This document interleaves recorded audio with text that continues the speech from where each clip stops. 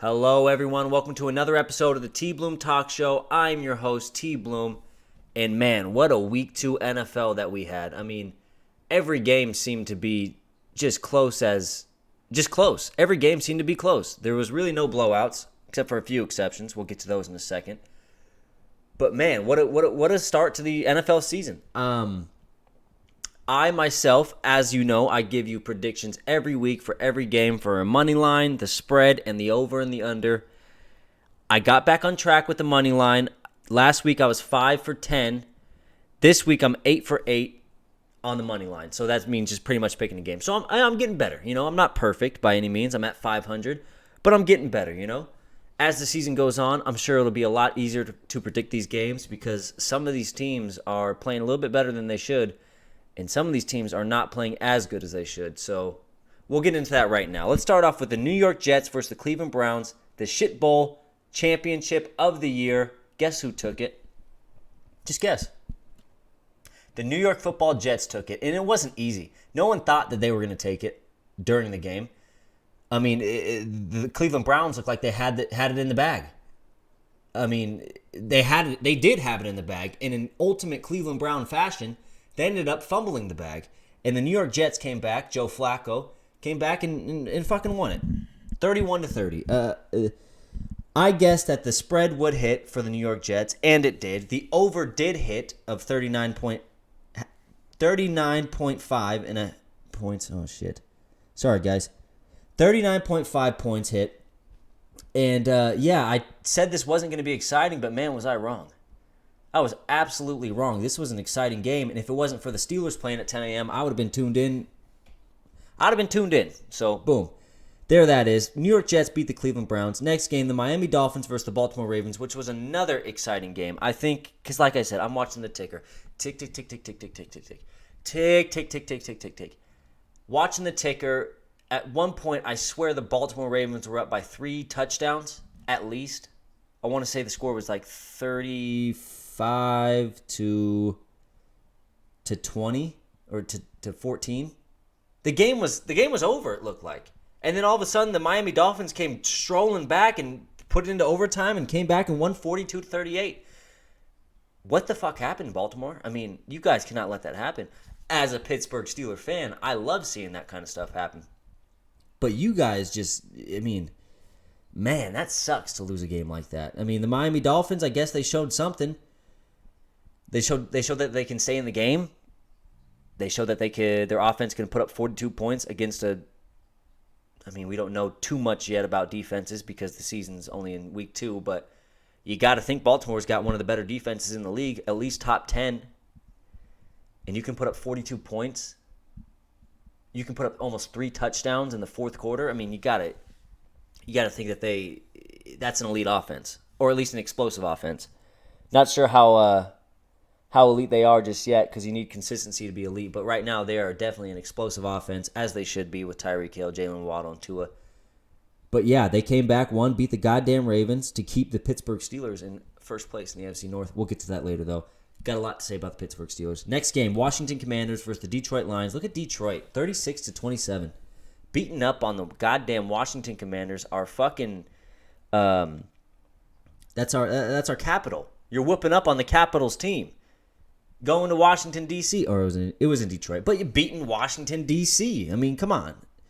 Carson Wentz, I don't have the stats in front of me. I can already guarantee you he threw an interception. At least one. Detroit, 36 points. This is 2 weeks in a row where they've put up plus 30 points. Is this when we start looking at the Detroit Lions like, hey, maybe they're a competitor? Maybe they're good? Maybe we should start giving them the respect they deserve? Is Jared Goff elite? These are questions that are arising as the season will go on if they can continue to put up plus 30 points in a game.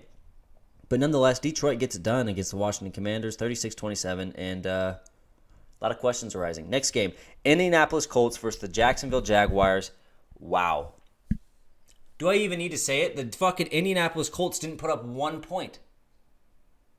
Is Matt Ryan overrated at this point? Do we begin to have conversations and debates about Matt Ryan being overrated? Because this isn't cool. if you're an Indianapolis Colts fan. This ain't cool, dude. They brought you in here to do what Phillip Rivers did towards the end of his career. Win games. Win games. You're not winning games. You look like shit out there.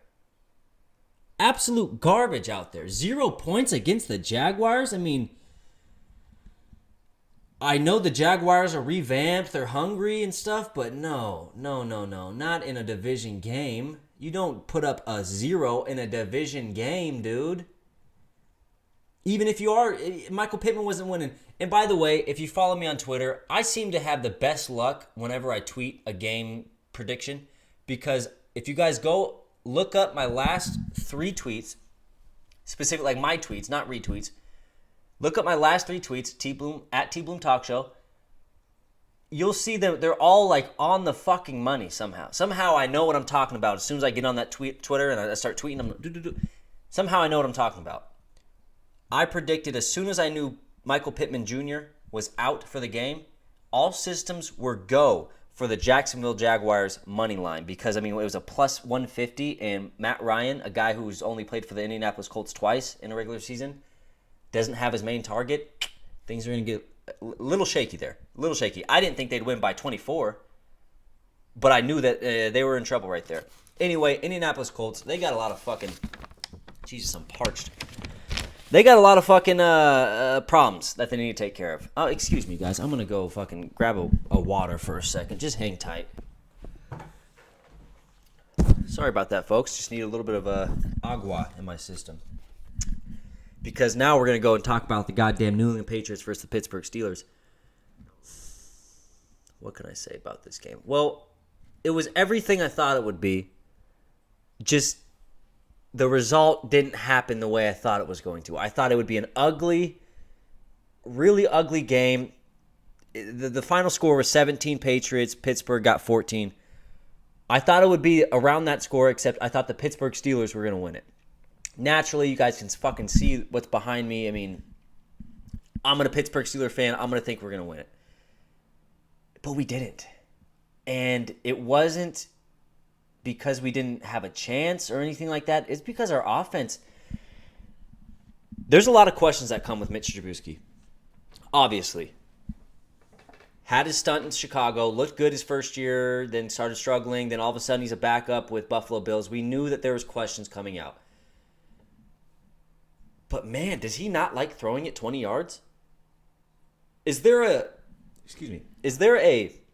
something in his brain that he just does not like to throw it plus 20 yards? I can't remember a season where we haven't thrown a fucking 50-yard bomb at least once, whether it gets completed or not, for the first 2 weeks. Ben was always taking deep shots. Even towards his later years, he'd always take 1 or 2 a game.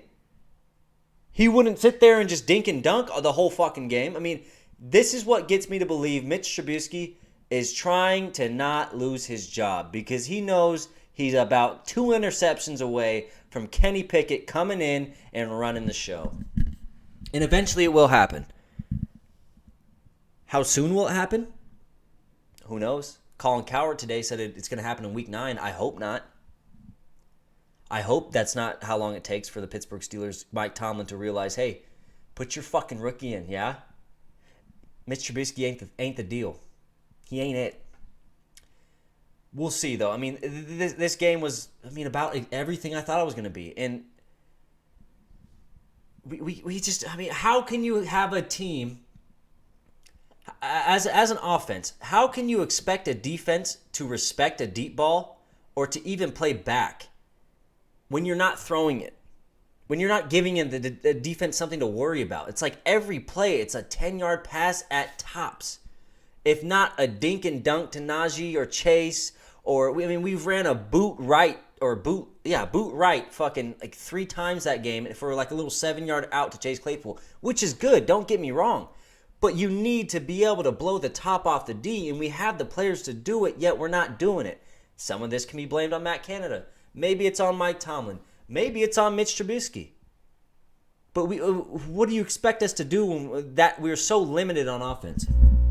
Nonetheless, New England Patriots, they did what they do best. They outcoached our team, and they won. 17-14, New England got the dub. I'll give you the prediction for tonight's Thursday game at the end. But, man, we're in trouble. If this is Pittsburgh's start, if this is what we were thinking about doing this season, we're in trouble. Next game, Carolina versus the New York Giants. New York Giants moved to 2-0. How about it? Clap it up right now for the Giants. You guys know that meme with what's his name, Paul Rudd on the Wing Show, where he's like, "Who thought we'd be here right now? Not me." That's what the Giants are saying. Who the fuck thought the Giants would be 2-0 right now? Not us. Not me. Definitely not you. I know for a fact you're not sitting there watching this thinking, "Oh, I knew the Giants were going to be 2-0." No, you didn't.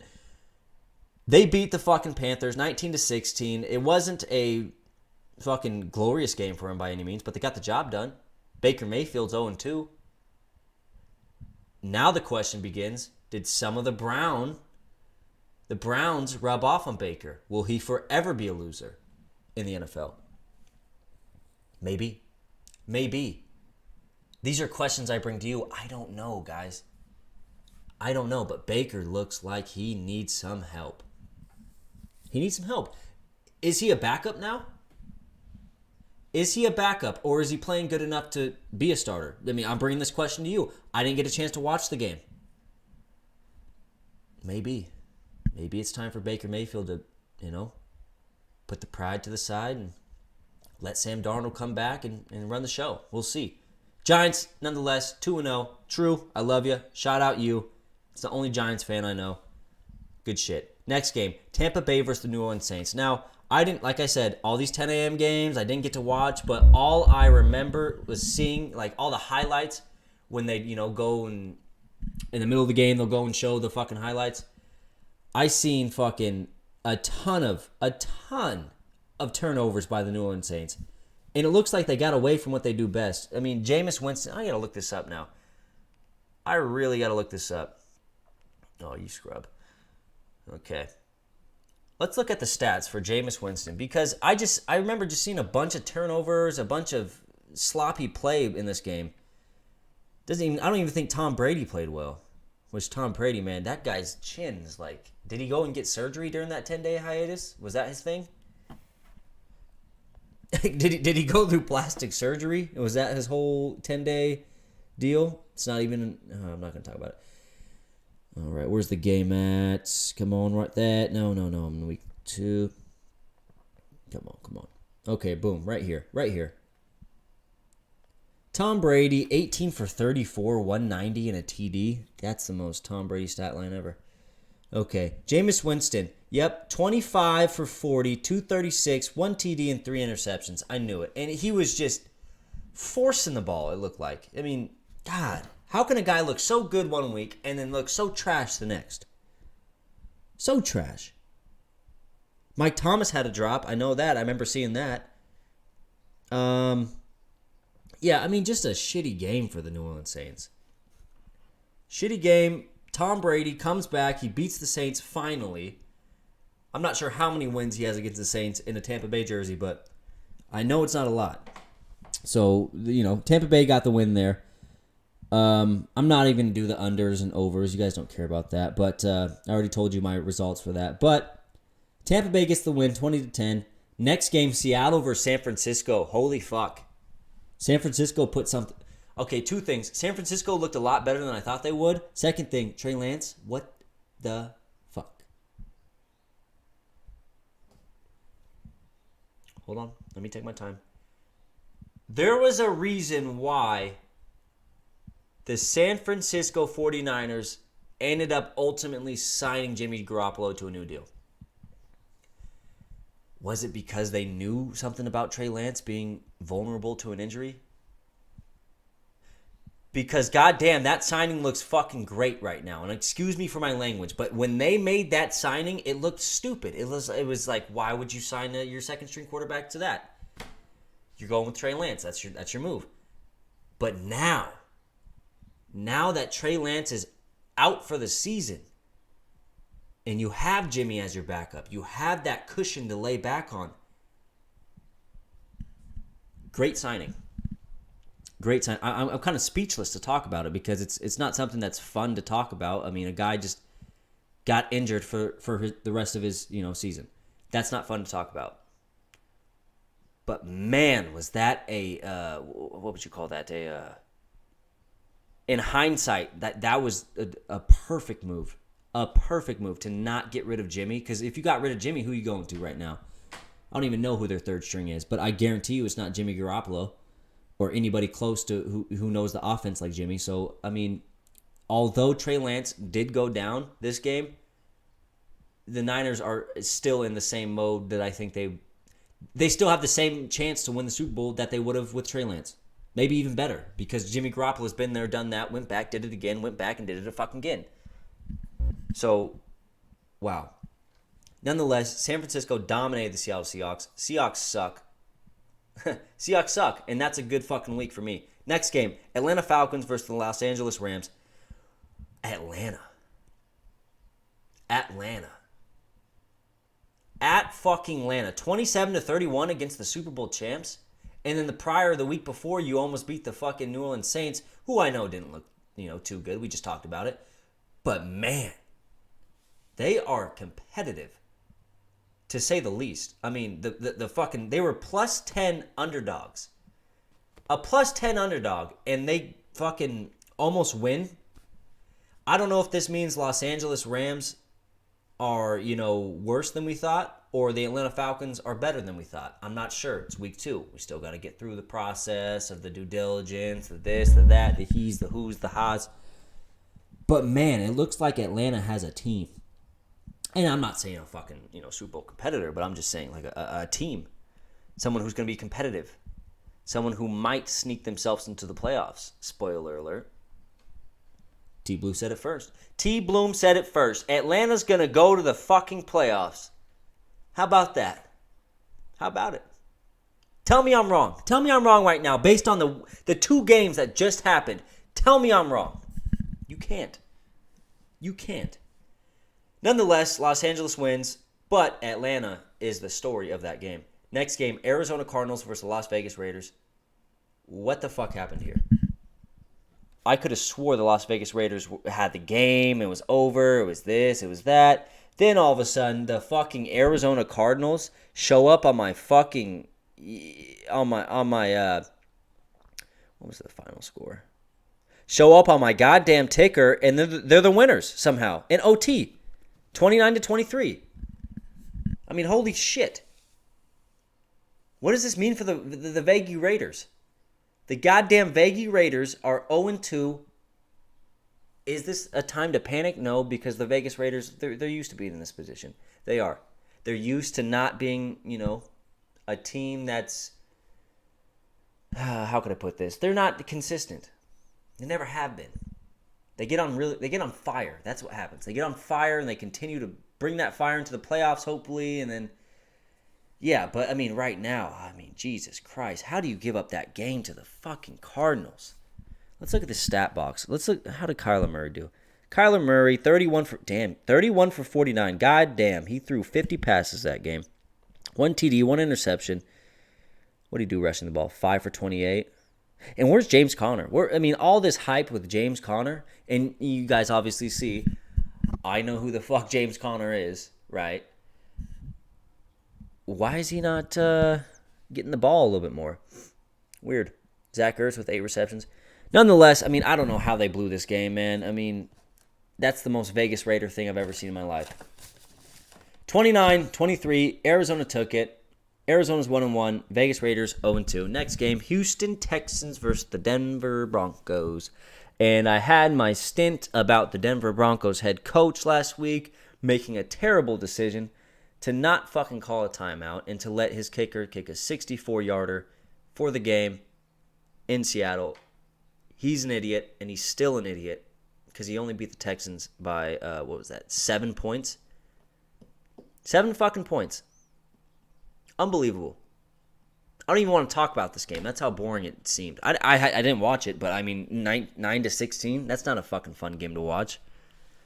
We're going to move right on to the Cincinnati Bengals versus the Dallas Cowboys in just a second. Here's a fucking word from our local sponsor. Bang. How's it going, folks? Blake Laser here with Blake Laser Insurance. Are you tired of having too much drama in your life? Maybe you don't have the financial stability that you really wanted. maybe you're just a piece of shit. That's okay. Come down to Blake Laser Casino on I-5 and 222 South F Street, 1922. That's our address. Come down, get your gamble on, and have a good time. What do we do? What do we offer? That's a good question. We offer a casino that you can go to, gamble, win some money, have some fun, and most importantly, get your laser on. Anytime at 19F 4th Street on South Tacoma Way, you can come by, have a good time, and get lasered out. Blake Laser, we love you. All right, I hope you enjoyed that word from our local sponsor. Anyway, boom, next game, Cincinnati Bengals versus the goddamn Dallas Cowboys. What happened here? What the fuck happened here? Is Cincinnati not good? It's almost like they were overrated. Huh. It's almost like the Cincinnati Bengals caught fire last year, made a good run in the playoffs because they have a fucking elite offense. But now that they're back to reality, they have a whole season to play, it's almost like they're not good. Huh. Who'd have thunk? Who would have called that week 1? I don't know. Maybe you guys can go back into the history books. I may know someone who did call that. I don't know. Just saying. Anyway, Cincinnati Bengals lose 17-20 against the Dallas Cowboys. Might I remind you, Dallas didn't have their starting quarterback, Dak Prescott. Might I remind you, Dallas just got whooped up on by the fucking Buccaneers, who I know aren't bad, but they didn't look like anything they were projected to be. And neither do the Cincinnati Bengals. Cincinnati's in trouble. Cincinnati is in trouble. I just heard today, per source, Joe Burrow deleted Instagram and Twitter off his phone. Now, we all know what social media is. It's a distraction. It's something that you can put on in front of your face during your day to make your day go by faster. It's entertainment. It's like the new version of TV. What TV was in the 50s is what social media is today. For him to delete that off his phone means he's in panic mode. Not panic as in, he's running around his fucking house on fire, just struggling. It means he knows something's going wrong, and this is serious enough that I need to delete these 2 apps. Now, what will that mean for the rest of the season? I don't know. I'm not going to speculate on that. All I know is they have something to figure out. Joe Burrow realizes there's a big enough problem in the system to where he needs to delete Instagram and Twitter off his phone in this generation. And I mean, come on, guys. I mean, I have Instagram and Twitter. I'm not deleting that shit. That's too much entertainment, too much comedy, too many good times. It's too luxury to delete. But Joe Burrow feels that he needs to delete it off his fucking thing. I'm yapping right now. Let's move on to the next game. Chicago Bears, Green Bay Packers. Yeah, I mean, we seen it last year when, Aaron Rodgers came out and said, hey, I own you guys. And he does. 27-10. Green Bay won. They're back on track. For all you guys that said, the Vikings beat up on them the first week. Aaron Rodgers sucks. You guys are stupid, and you're stupid, and you're reaching. So, not much to say there. Green Bay's back on track. They beat the Bears. I thought the Bears would make it a closer game, but the Bears do what the Bears do best, and that's suck. Tennessee Titans versus the Buffalo Bills. Jesus Christ, what a fucking terrible game. Well, I'm going to fucking pair this up with the Minnesota Vikings and Philly. Because, first of all, why were there 2 Monday night games? Don't know that. Second of all, both of these were not competitive at all. None of these were fun to watch. None of them. Buffalo Bills just whooped up on the Tennessee Titans. It's time for... should I say it? Should I say what you guys are all waiting for me to say?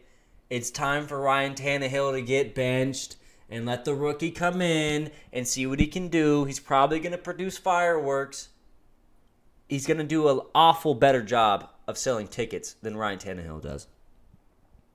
Will they do it? No. Mike Vrabel's too stubborn. Great coach. Really stubborn. But, we'll see. But the Minnesota Vikings versus Philadelphia Eagles, Philly looks really good. They looked a lot better. I don't know. I'm a man to admit it. I didn't think Philly would look this good. I'm not a believer of Jalen Hurts. Oh, no, I'm not a believer of Jalen Hurts. I think that he's going to struggle towards the end of the season. Does that make sense to say right now? Absolutely not. Abso-fucking-lutely not. Jalen Hurts is the man right now. Let's go to his fucking stats. Let's go. What do we got? Bang, bang. Okay. Jalen Hurts, 26 for 31, 333 yards, a TD, and an interception. Average pass, 10 yards. That's stupid numbers right there. And he rushed for 11 carries, 57 yards, and 2 TDs.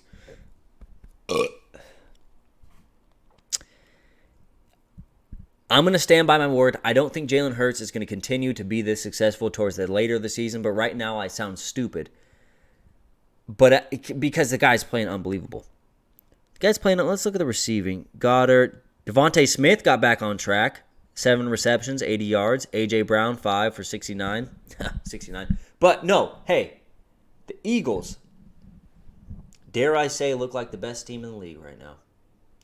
And that's how I'm going to leave you off with the Week 2 recap for TBloom Talk Show. Now, we got to get to the prediction of the biggest fucking game of the goddamn NFL season, the Thursday night football matchup, Cleveland Browns versus the Pittsburgh Steelers. How's it going to go?